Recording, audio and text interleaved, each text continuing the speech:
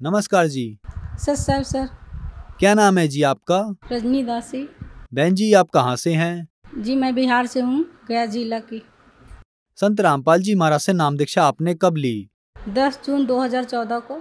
संत रामपाल जी महाराज से नाम दीक्षा लेने से पहले आप क्या भक्ति साधनाएं किया करती थीं? जी मैं राधा स्वामी के पंथ से जुड़ी थी और अन्य देवी देवताओं का जो पूजा पाठ होता वो मैं किया करती थी।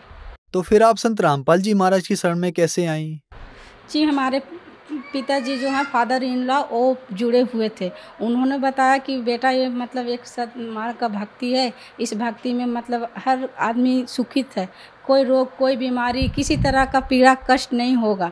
जो मतलब सद्भक्ति करता है, हम लोग इधर उधर आज तक जो भी भक्ति की हो हमारा भक्ति बेकार था, इसलिए हम लोग संत रामपाल जी का भक्ति आज के बाद किया करेंगे। संत रामपाल जी जो हैं हमारे सारे दुखों का निवारण करते हैं। हमारे फादर इन लॉ पहले जुटे हुए थे, वो कुछ दिन बाद हम लोग को बोले कि हरियाणा बरवाला में जा कर के संत रामपाल जी से दीक्षा लेना है, इसलिए हम लोग संत रामपाल जी से बरवाला में जाकर 2014 10 जून को नाम दीक्षा लिया था। संत रामपाल जी महाराज से नाम दीक्षा लेने के बाद क्या आपको कोई लाभ भी मिले? जी संत रामपाल जी नाम दीक्षा लेने के बाद हमारे बहुत सारे लाभ हुए जो हम नहीं बता सकते। जैसे में रोग बीमारी जो संसारिक सुख होता है, एक मतलब परिवार को अच्छा खाना पीना रहन सहन सभी चाहते, कोई नहीं चाहता कि हम गरीबी में जीवन व्यतीत करें, कम कमाएं और ज़्यादा गवाएं। नहीं, हमारे संत रामपाल जी की इतनी दया हुई कि जितना है उतना में मतलब हम लोग 5 फैमिली हैं हम लोग, वो उनका गुजर बसर बहुत अच्छे से हुआ। शायद जो भक्ति हम कल कर रहे थे राधा स्वामी या अन्य देवी देवता का, उनसे नहीं मिल रहा था। पर जब से हम लोग संत रामपाल जी के शरण में आए, दिन दुगनी रात चौगनी वाली जो बात है उतना मतलब बरकत होता है। हमारे संत रामपाल जी जितना कमाई है उसी में इतना बरकत दिए कि आज हम लोग बहुत खुशी खुशी अपना जीवन व्यतीत कर रहे हैं। इसके साथ और मुझे बहुत सारे लाभ हुए, और एक मतलब लाभ सबसे बड़ा लाभ तो संत रामपाल जी के शरण में आने से मुझे ये हुए कि हमारी 2 बेटियां थी पहले से, और 7 साल बाद मतलब कोई बच्चा नहीं होता था। कभी मतलब बहुत मतलब दुखित रहते थे, लगता था कि अब हमको लड़का नहीं होगा। एक बार हुआ भी तो तीसरा भी लड़की ही था, इसलिए हम उसको मतलब नहीं रखना चाहते थे।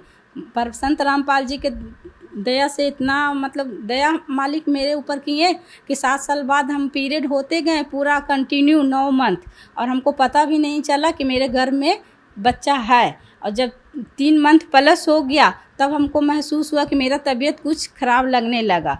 तो हम डॉक्टर के पास गए कि मेरा तबीयत ऐसे क्यों ख़राब लग रहा है, जबकि उससे पहले मैं 2 बार माँ बन चुकी थी। उन लोग के समय में ऐसा नहीं होता था। उन लोग जब मैं माँ बनने वाली थी उस लोग के टाइम, तो मतलब 2 दिन बाद ही मेरा तबीयत ख़राब होता था, जिससे हमको आभास हो जाता था कि हमारे घर में कोई बच्चा है, इसलिए मेरा ऐसा प्रॉब्लम है। पर इस बार ऐसा हुआ कि 3 मंथ प्लस हो गया, जब कंटिन्यू मेरे घर में बच्चा पूरी तरह कंप्लीट हो गया, तब मेरा थोड़ा थोड़ा तबीयत ख़राब होने लगा।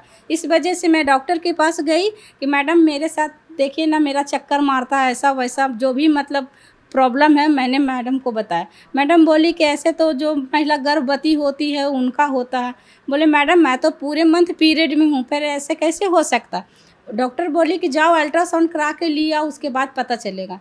थोड़ी देर बाद मैं बाहर जाके अल्ट्रासाउंड करवाई। उसके बाद जब अल्ट्रासाउंड हो गया मेरा, वो डॉक्टर साहब से पूछ सर क्या बात है, मेरा क्या रिपोर्ट है, तो वो बोले कि तो आपके मतलब घर में आप प्रेग्नेंट हैं।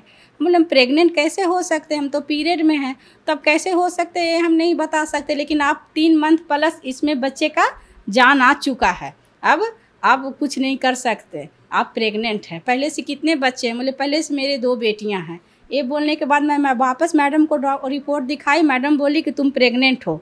हम बोले मैडम ऐसे कैसे हो गया? तो कैसे हो गया, अब कैसे हम बताएं। संत रामपाल जी जो है वो मतलब मेरा पहले से इच्छा हुआ करता था कि अब में हमको कभी लड़का नहीं होगा। लड़का की इच्छा कहीं ना कहीं मेरे मन में हमेशा उभरते रहता था। हर किसी को देखने के बाद लगता था कि ये माँ बेटा है, काश एक मेरा भी बेटा होता, लेकिन अब नहीं होगा। और होता भी है सिजेरियन से, तो हम नहीं टेंशन लेना चाहते। शायद ऐसा कोई चमत्कार होता कि मालिक हमको भी एक लड़का दे देते, हमको मतलब परेशानी भी नहीं होता। और वही बात आज सच हुआ कि संत रामपाल जी की दया से 9 पीरियड भी हम होते गए, हमको पता भी नहीं चला। हमारे घर में 3 मंथ प्लस बच्चा रह भी गया। संत रामपाल जी की ऐसी रजा हुई जिनसे हमारा बच्चा आज 1.5 साल का हो गया है और मालिक हमको वो शौक़ भी पूरा कर दिए। इसलिए 7 साल बाद हमको वो शौक़, वो खुशी मिल गई जो हम हमेशा मालिक से कहा करते थे। मेरे फादर इन लॉ जो हैं वो मतलब 80 साल के हो चुके हैं, फिर भी अभी मालिक के शरण में, संत रामपाल जी के शरण में सेवा देते हैं। अभी मतलब वो बिल्कुल फिट हैं, कहीं उनका कोई प्रॉब्लम नहीं। जबकि अभी देखा जाए तो 55 से 60 बरस के लोग को कहीं इधर प्रॉब्लम, कहीं उधर प्रॉब्लम। हमारे जो फादर इन लॉ हैं वो उतने वरिष्ठ हो चुके हैं, फिर भी अभी संत रामपाल जी की सेवा पूरे मन लगन श्रद्धा से करते हैं और उनको कभी कोई प्रॉब्लम नहीं है, संत रामपाल जी की दया से। आपको आज टीवी पर लाखों दर्शक देख रहे हैं, खासकर माताओं बहनों के लिए आप क्या कहना चाहेंगी? जी, मैं सभी माताओं बहनों को यही कहना चाहूँगी कि आज बहुत सारे माताएं बहनें देश विदेश हर जगह बच्चे को लेके पीड़ित है। किसी के पास बेटी है तो बेटा नहीं, किसी के पास बेटा है तो बेटी नहीं, और किसी के पास वो भी नहीं है। और मैं समझ सकती हूँ कि ये ना होने का एक महिला को कितना बड़ा कष्ट होता है। धन संपत्ति कम हो बेसी हो उसमें तो लोग गुजर बसर कर लेते हैं, उसमें किसी का नहीं कुछ दिखा इसकी लगता है, पर एक संतान ना होने का कष्ट हम समझ सकते हैं। हम तो यही कहेंगे जो भी माताएं बहनें अगर इस चीज़ को देख रही हैं, मेरा उनसे हाथ जोड़कर विनती है कि वो संत रामपाल जी के शरण में आए और भक्ति करें। संत रामपाल जी सारे दुखों कष्टों का निवारण करते हैं, वो इन पे छोड़ दे। संत रामपाल जी महाराज से नाम दीक्षा कैसे ले सकते हैं? विभिन्न चैनलों पे संत रामपाल जी का सत्संग आया करता है, जो आप देखने के बाद उस सत्संग के नीचे एक पीली पट्टी चलती है, उस पर व्हाट्सएप नंबर, हर एक नंबर लिखा हुआ है, एक फ़ोन नंबर। आप उस फ़ोन नंबर के माध्यम से अपने अपने जो जहाँ के रहने वाले हैं उस नंबर से आप अपना निजी स्थान पे कांटेक्ट करके नाम दीक्षा संत रामपाल जी के शरण में आ सकते हैं। धन्यवाद जी। जी सर।